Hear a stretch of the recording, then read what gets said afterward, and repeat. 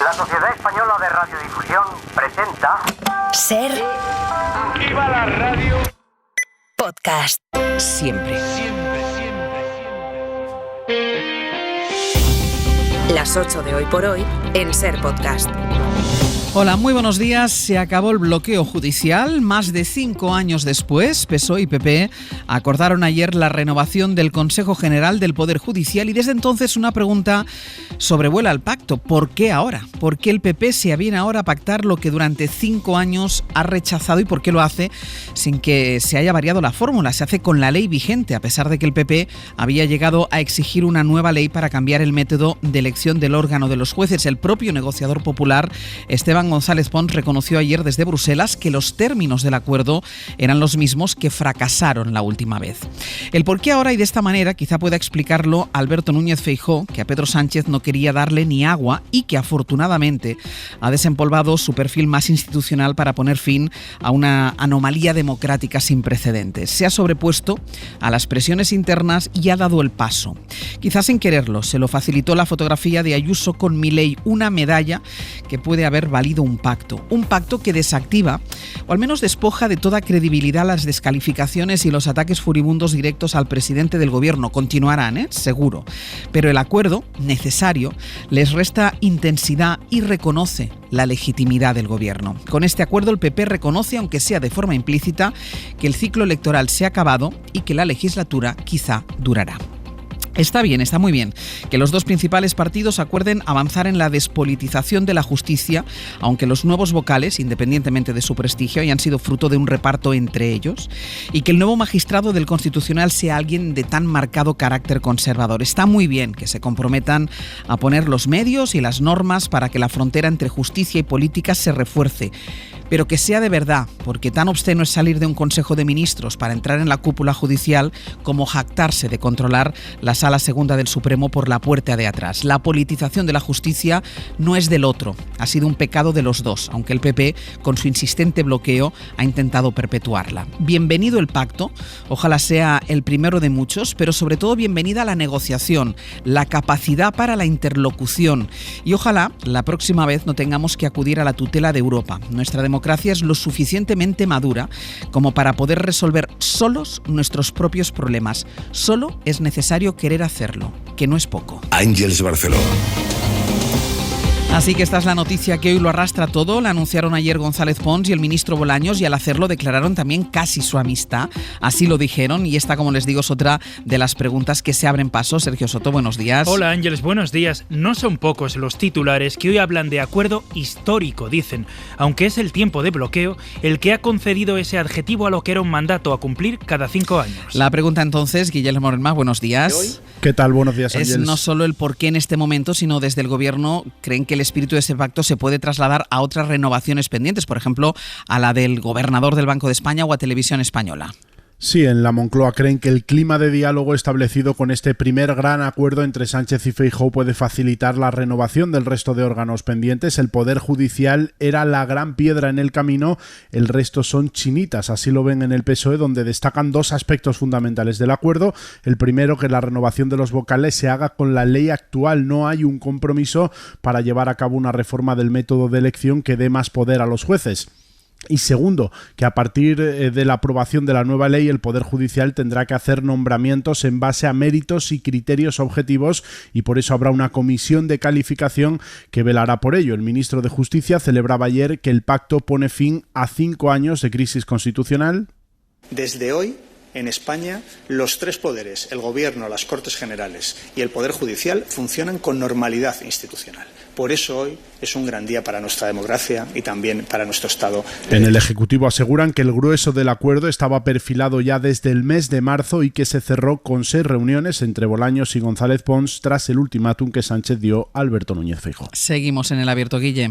Hasta luego. Como introducción a esta comparecencia veo oportuno referirme al discurso de investidura que yo mismo pronuncié, lo que perseguíamos en aquel discurso de investidura. Si me presento en un discurso de investidura el 26 de septiembre, en mi discurso de investidura me comprometí a que el presidente del Tribunal Supremo lo eligiesen los miembros del Consejo General. El discurso de investidura. Lo repitió ayer varias veces Feijóo al explicar el pacto, porque entre los análisis está también su propio viaje. Cómo pasó durante meses a señalar al gobierno de Sánchez por asaltar el Poder Judicial y ponerlo en peligro, y cómo ahora acaba en el pacto. Para eso estableció esa línea de continuidad. Lo dije en mi discurso, ya estaba ahí y ahora aquí estamos. Mariela Rubio, buenos días. Muy buenos días. El líder del PP que intenta explicar que se ha llegado a un acuerdo porque se ha cumplido con sus condiciones, aunque algunas no figuren en el pacto, como la de registrar a la vez una fórmula para cambiar el sistema de elección de los vocales. Pero, en todo caso, Feijóo recalca el mensaje de un líder de la oposición que sabe ser leal, dice, al Estado, y afirma haber torcido el brazo del gobierno en aspectos importantes, como que no se podrá repetir un caso como el de Dolores Delgado. Sí, una reivindicación ante posibles críticas porque, como dice Ángels, Feijóo no ha conseguido que el sistema de elección de los jueces se cambie automáticamente, como era su intención inicial y como habían pedido expresamente desde la Ladura voces opuestas al pacto como Isabel Díaz Ayuso. Pero Feijóo hablaba de éxito y de misión cumplida y lo hacía en una comparecencia plagada de mensajes en clave interna, donde el líder popular reconocía haber sufrido presiones y venía a reconocer que pactar es una operación de alto riesgo político que asume en primera persona. Sé que habrá gente que se preguntará por qué hemos aceptado negociar con el actual presidente del gobierno sobre esto. La respuesta también es clara, porque sabemos distinguir entre la oposición al gobierno y la lealtad al Estado. Y en este asunto he recibido presiones de todo tipo y he escuchado afirmaciones diversas, incluso contradictorias. Les aseguro que no ha sido fácil. Sobre el coste político de asumir este acuerdo, comprenderá que asumo todos los costes que significa el coste de la coherencia política. De momento los varones del PP le han respaldado, incluso Díaz Ayuso, porque fuentes del entorno directo de la presidenta aseguraban ayer, y es textual, valoramos positivamente el acuerdo, va en la línea de lo que lleva defendiendo meses la presidenta. Eso sí, Ayuso, de viaje oficial en Alemania, no se ha pronunciado todavía en público, así que al menos de momento Feijóo ha conseguido imagen de cierre de filas. Hasta luego, Mariela. Hasta luego. Decíamos la situación de Dolores Delgado porque fue ella quien pasó del Consejo de Ministros a la Fiscalía General de un momento para otro, y ese es uno de los cambios. Se establecen una serie de mecanismos que, dicen los partidos, van a permitir despolitizar la justicia. No se podrá pasar de la política a ser fiscal general sin que pasen 5 años de por medio. Tampoco optar a ser vocal del Consejo, y los jueces que se adentren en política tendrán que esperar 2 años para volver a dictar sentencias. Este es el contenido de lo pactado, que pone también a futuro la posibilidad de revisar el modelo de elección a partir de la propuesta que vayan a hacer los 20 nuevos vocales. Ana Fernández Vila, buenos días. ¿Qué tal? Buenos días, Ángel. Pero los socios del gobierno, algunos de los cuales empezaban a trabajar el escenario de una reforma de la ley para elegir el Consejo sin el Partido Popular, recelan del pacto. Los hay que se preguntan si hacía falta esperar tanto para un reparto de vocales entre partidos como los de antes, y los hay también que anuncian el nacimiento de la gran coalición.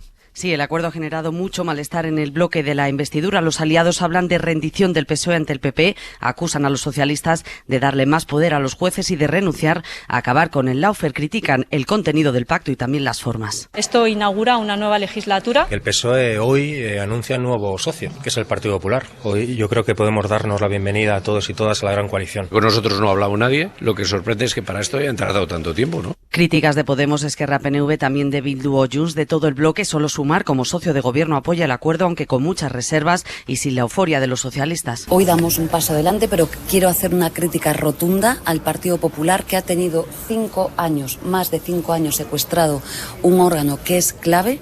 A los de Yolanda Díaz no les resulta nada cómodo formar parte de un pacto con el PP, así que se afanan por distanciarse de los populares, se agarran a que han influido en la elección de los vocales progresistas, pero el pacto generó ayer también desconcierto en Sumar por la falta de información. Ana, gracias. A vosotros. No hace tanto tiempo que hablábamos del atasco de la amnistía, cuando, pasado el tiempo, la noticia ayer en Cataluña fue ya el inicio de la aplicación de la ley. El Tribunal Superior de Justicia aplicó la amnistía por primera vez. Ha sido el exconseller de Interior con Junts, Miquel Buch. Estaba condenado por malversación y prevaricación. La noticia hoy está en el Parlament de Cataluña, donde ya está Xavi Abelló. Xavi, bon día.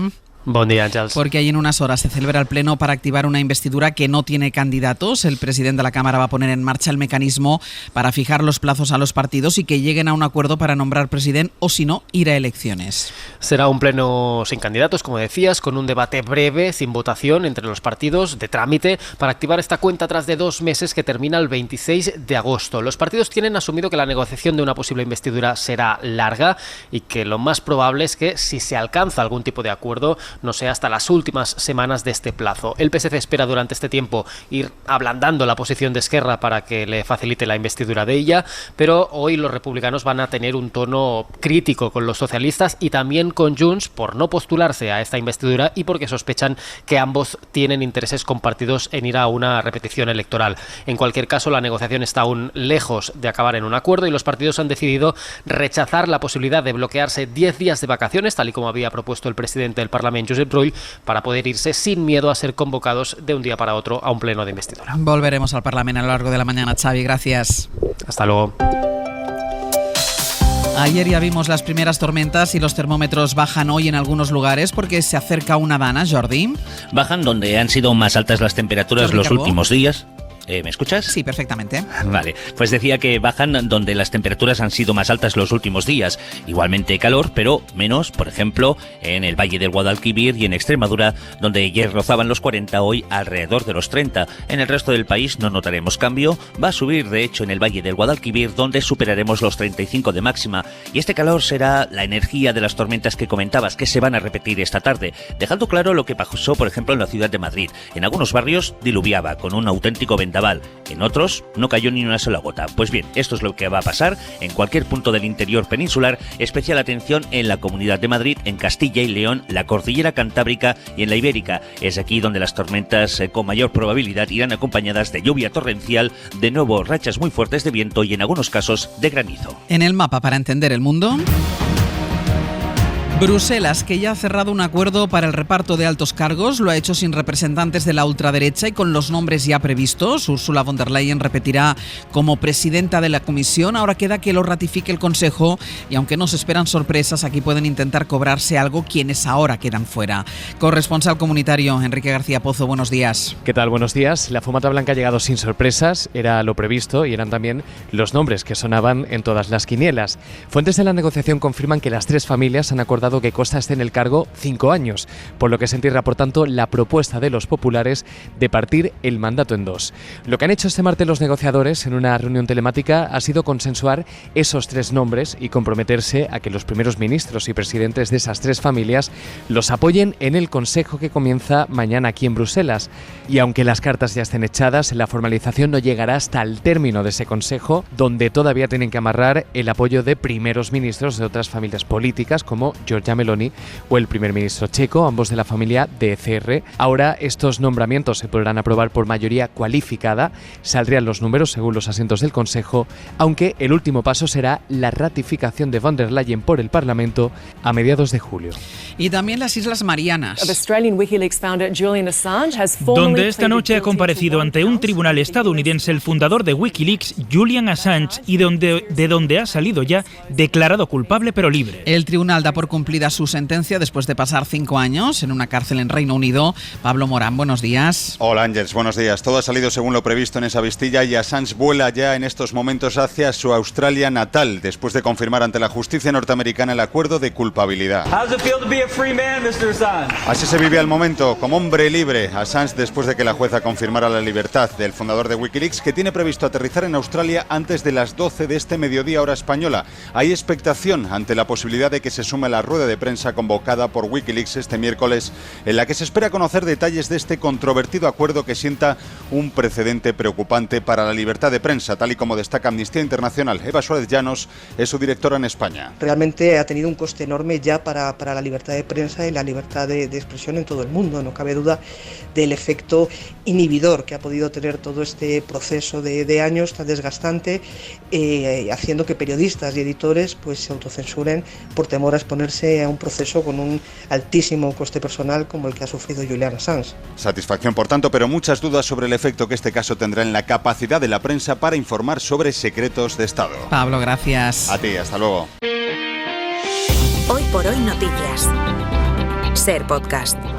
Ayer, casi al inicio de este informativo, les contábamos que empezaba una ronda de contactos entre el Gobierno y los grupos para abordar a petición de Canarias la modificación de la ley de extranjería que permita un reparto de los menores que llegan a España, un reparto para situaciones límite en las que se supere el 150% de ocupación de las plazas de acogida que tiene una comunidad y que abra la puerta a que otras la apoyen acogiendo a parte de esos menores. Y es parte del borrador de la reforma que les adelanta la SER desde ayer y que hoy se verá si tiene viabilidad. porque la ronda de contactos concluye y el PP, que forma parte del gobierno de coalición en Canarias, puede tener la última palabra. Nicolás Castellano, buenos días. ¿Qué tal? Buenos días. El Partido Popular tiene la oportunidad de definirse hoy para saber si apoya a sus gobernantes en comunidades autónomas como Canarias, Ceuta y Melilla para sacar adelante una reforma sin precedentes en cuanto a competencias en la atención y en el traslado de menores extranjeros no acompañados. Son décadas de debate sobre esta materia, pero hasta ahora nunca se había avanzado tanto para intentar regular este modelo. Lo que propone el expresidente canario, Ángel Víctor Torres, ahora ministro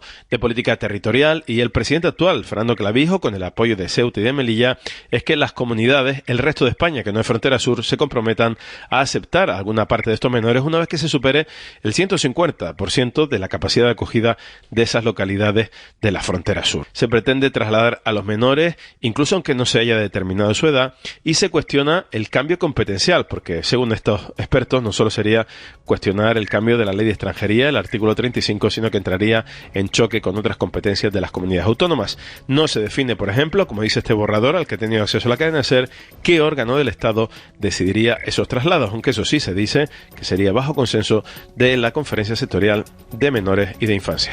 Hoy además los sanitarios andaluces han convocado un parón para protestar contra la situación de la sanidad en su comunidad autónoma. Cargan contra la Junta de Andalucía porque dicen que ha incumplido los acuerdos a los que habían llegado. Andalucía es la comunidad con el tercer presupuesto más bajo per cápita en sanidad y tiene el ratio más bajo de camas por persona del país. Hay 120.000 trabajadores llamados a participar en este parón que ha empezado a las 8 y que se va a alargar hasta las 11 de la mañana. Y en 10 minutos el abierto. Hoy con Ignacio Escolar, Elena Pisonero y Gonzalo Velasco. Para no perderte ningún episodio, síguenos en la aplicación o la web de la SER, Podium Podcast o tu plataforma de audio favorita.